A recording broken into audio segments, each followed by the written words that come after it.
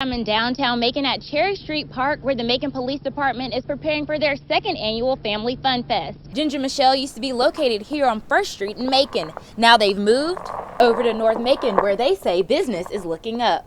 They're giving out facade initiatives for restaurants like Amici. And owners say it's more than a good look for their business.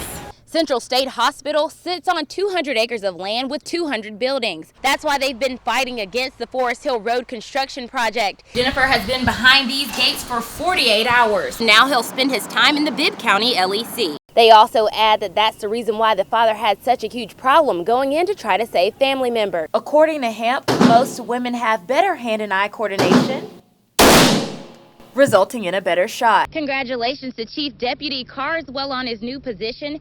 An officer has been on duty here since 7 o'clock last night, getting all the tools they need to gear up with the MAGIC program. Well, Mario, I'm in downtown Macon and the Christmas tree lighting is over. This morning, both men were reinstated after more than 50 complaints came into the city manager. I think I got it. Rain.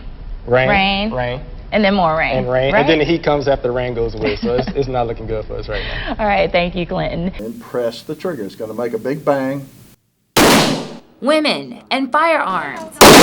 It may have been considered cliche at one time, but more recently, Eagle Gun Range owner Hemp Dowling says he's seen an increase in women purchasing handguns. The increase in sales now, we feel, is a fear that has struck people. They're realizing that they can't protect themselves. But he warns any prospective buyer to be a responsible gun owner. And it's wise that if you do buy one, that you get somebody to teach you how to work it. Put these on first. Put this dot right in the U with your finger off the trigger. Don't put your finger on the trigger till you're ready to fire. The more educated gun owners we have, the better off we're going to be.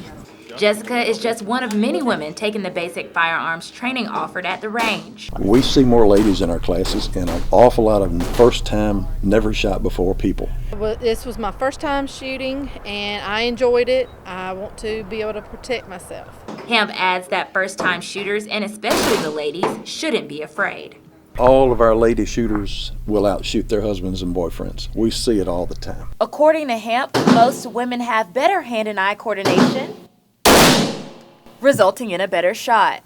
It's notorious. The ladies will outshoot you in a minute. Most of the women I spoke with at the range say that the crimes being committed in Central Georgia give them reason to take up arms. There's just too much going on in the world. Your criminals are going to be a lot stronger than you are and a lot more dangerous than you are. Well, if you don't know how to use it, I mean, they could get you first. Firearm professionals say learning to operate a gun safely is the first step to responsible self-defense.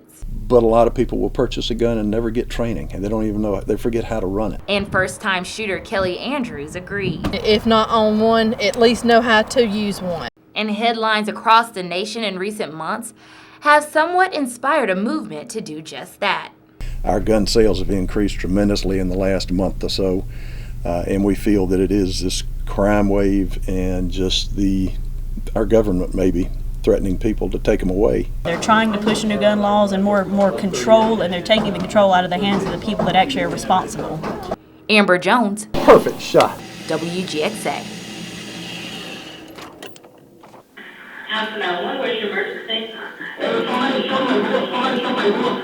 This is Javier Marino, listening to a 911 call he made in September of last year. He tells dispatchers at Houston 911 that somebody shot his boss, Jose Marin, the owner of Marin Mexican Food Store, as they were unloading goods from a truck around 10 o'clock that night. That somebody he refers to is allegedly Jermonte Moss, who was 17 years old at the time of the murder. Today, opening statements were heard and key witnesses from the prosecution were up on the stand.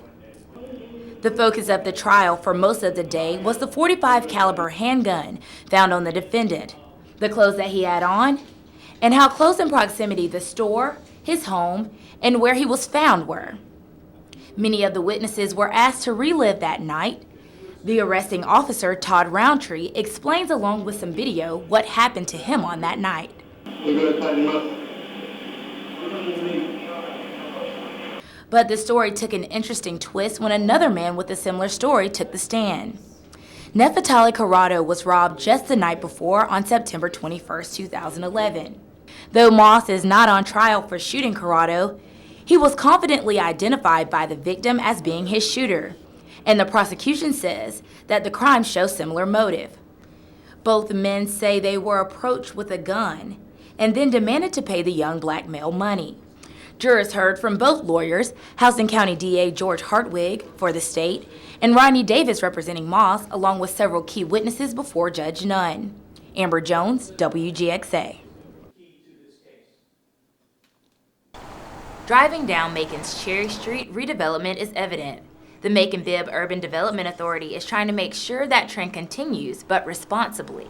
If you're analyzing the market correctly, you're in a good financial position, you're sticking with a business plan, acknowledging the fact that owning a small business can be tough at times. Ladies' boutiques have had a hard time keeping their doors open, with 2 closing and 1 moving away. But why? We needed a little pickup in business and things like that. And downtown had kind of slowed down a little bit, unfortunately.